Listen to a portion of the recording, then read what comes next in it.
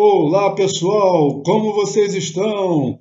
Tudo bem? Tudo joinha? Beleza! Show de bola! Sejam bem-vindos a mais uma videoaula do meu canal. Eu sou o professor Marcelo e esta é a terceira e última videoaula sobre propriedades periódicas. Nesta videoaula nós vamos estudar potencial de ionização e afinidade eletrônica. Vamos que vamos!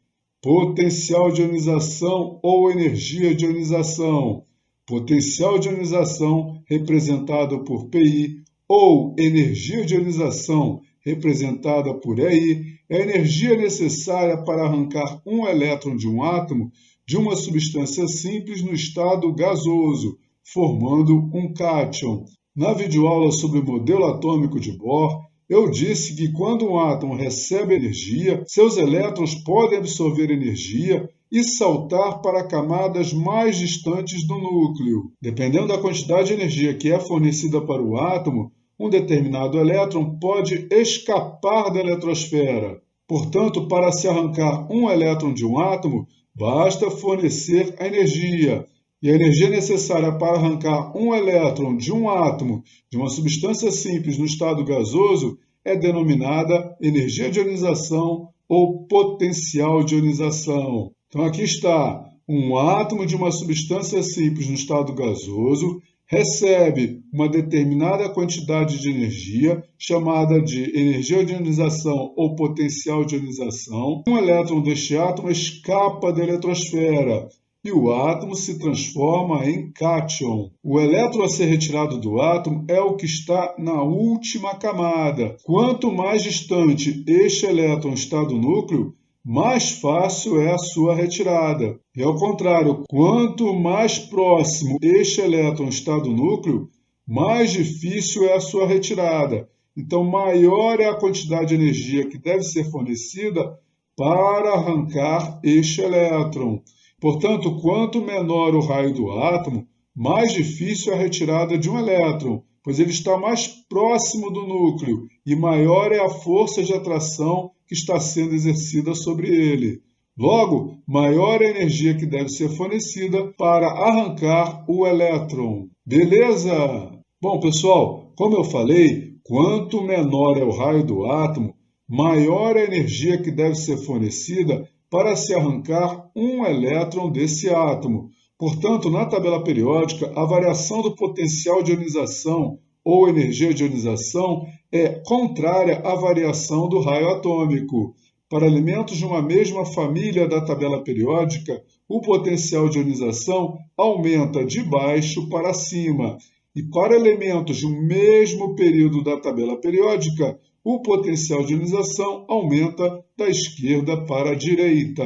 Pessoal, para se retirar um elétron de um átomo de uma substância simples no estado gasoso, deve-se fornecer certa quantidade de energia, que é denominada primeira energia de ionização ou primeiro potencial de ionização. Neste processo, o átomo se transforma num cátion monovalente, libera um elétron. Lembrando que o elétron a ser retirado está na última camada eletrônica do átomo, ou seja, mais distante do núcleo. Para se retirar um elétron do cátion monovalente formado, deve-se fornecer outra quantidade de energia, denominada segunda energia de ionização ou segundo potencial de ionização.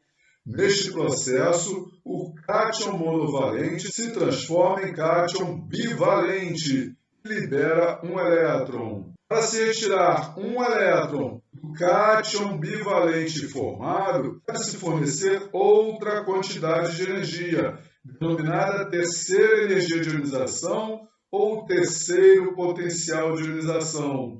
Neste processo, o cátion bivalente se transforma em cátion trivalente e libera um elétron. Dependendo do número de elétrons de um átomo, podem-se ter outras energias de ionização, quarta energia de ionização, quinta energia de ionização, etc. Como exemplo, eu vou apresentar para vocês as três primeiras energias de ionização do berílio. Para se arrancar um elétron do átomo de berílio e transformá-lo num cátion monovalente, deve-se fornecer a primeira energia de ionização, cujo valor é 9,3 elétrons-volt. Elétron-volt é uma unidade de energia. Lembrando que o elétron arrancado é aquele que está mais distante do núcleo do átomo. Para se arrancar um elétron do cátion monovalente do berílio e transformá-lo num cátion bivalente, deve-se fornecer a segunda energia de ionização, cujo valor é 18,2 elétrons-volt. Para se retirar um elétron do cátion bivalente do berílio e transformá-lo num cátion trivalente, deve-se fornecer a terceira energia de ionização, cujo valor é 153,9 elétrons-volt. Observe que quanto mais elétrons se retira de um átomo, maior é a energia de ionização necessária para se retirar outro elétron. Isso acontece porque a retirada de um elétron de um átomo provoca uma retração da eletrosfera. Os elétrons restantes se aproximam mais do núcleo atômico e diminui a força de repulsão entre eles. Portanto, os elétrons restantes passam a sofrer o maior efeito da força de atração exercida pelos prótons do núcleo. Logo, é mais difícil retirar o próximo elétron, devendo-se fornecer mais energia para conseguir arrancá-lo da eletrosfera. Olha o que eu escrevi aqui. O elétron arrancado é o que estava mais distante do núcleo.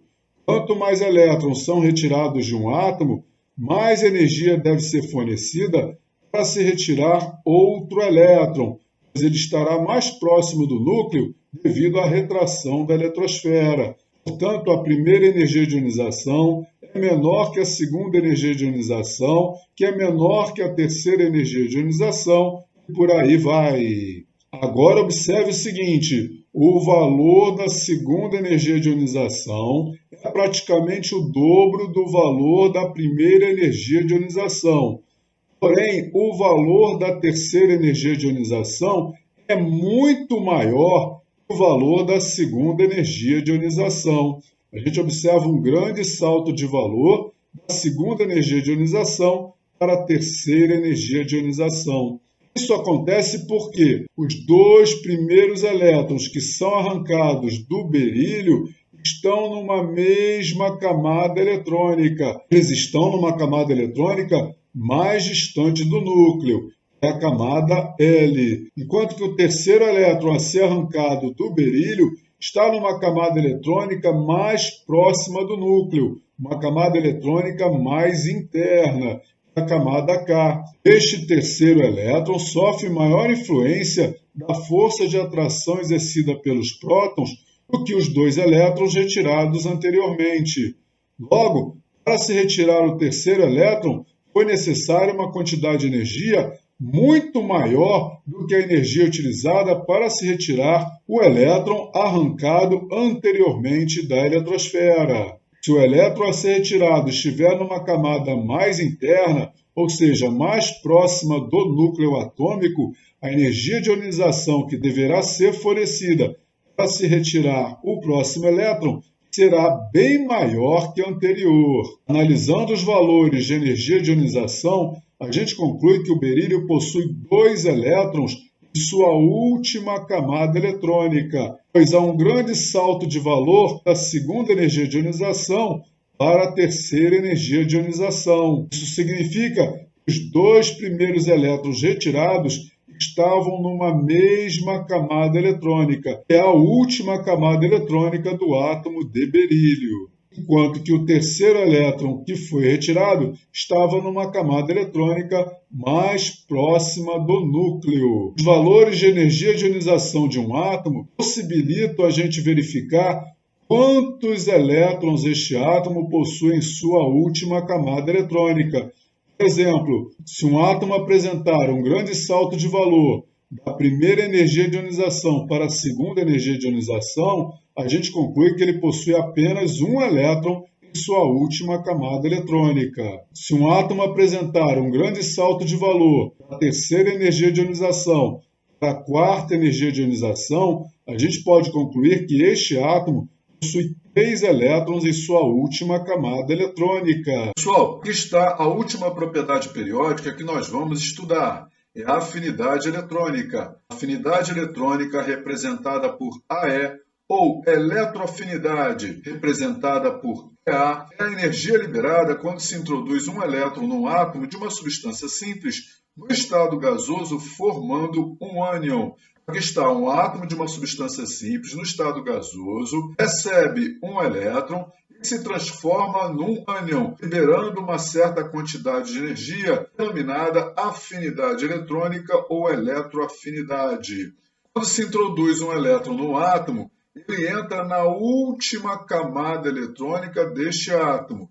Se a última camada eletrônica estiver mais próxima do núcleo, ou seja, quando o raio do átomo é menor, este elétron tem que ficar com uma quantidade menor de energia do que a que ele teria se ele tivesse entrado numa camada eletrônica mais distante do núcleo. Portanto, o elétron que entra numa camada eletrônica mais próxima do núcleo libera uma quantidade de energia maior. O átomo que possui um raio menor tem um valor de afinidade eletrônica maior. Nos gases nobres, a afinidade eletrônica não é bem definida. Não vamos considerar valores de afinidade eletrônica para os gases nobres. Como eu falei anteriormente, quanto menor o raio de um átomo, maior é a sua afinidade eletrônica. Logo, a variação da afinidade eletrônica na tabela periódica é contrária à variação do raio atômico. Então, para elementos de uma mesma família da tabela periódica, a afinidade eletrônica aumenta de baixo para cima. Para elementos de um mesmo período da tabela periódica, a afinidade eletrônica aumenta da esquerda para a direita. Como eu falei no slide anterior, não vamos considerar valores de afinidade eletrônica para os gases nobres. Aqui está um resumo das variações das propriedades periódicas que nós estudamos. Para elementos de um mesmo período da tabela periódica, tanto o raio atômico quanto a eletropositividade aumentam da direita para a esquerda. E para elementos de uma mesma família da tabela periódica, tanto o raio atômico quanto a eletropositividade aumentam de cima para baixo. Não esqueça que os gases nobres não têm valores de eletropositividade. Para elementos de um mesmo período da tabela periódica, a eletronegatividade, o potencial de ionização e a afinidade eletrônica aumentam da esquerda para a direita. E para elementos de uma mesma família da tabela periódica, a eletronegatividade, o potencial de ionização e a afinidade eletrônica aumentam de baixo para cima. Os gases nobres não possuem eletronegatividade. E como as suas afinidades eletrônicas não são bem definidas, não vamos considerar a afinidade eletrônica para os gases nobres. Beleza? Se você gostou dessa videoaula, por favor, deixe aquele seu like bem bonitinho, aquela sua contribuição bem bacana para o crescimento do meu canal. Se inscreva já! Já estou indo! Espero que você tenha aprendido tudo bem direitinho. Muito obrigado pela sua atenção. Até a próxima videoaula. Tchau, tchau! Fui!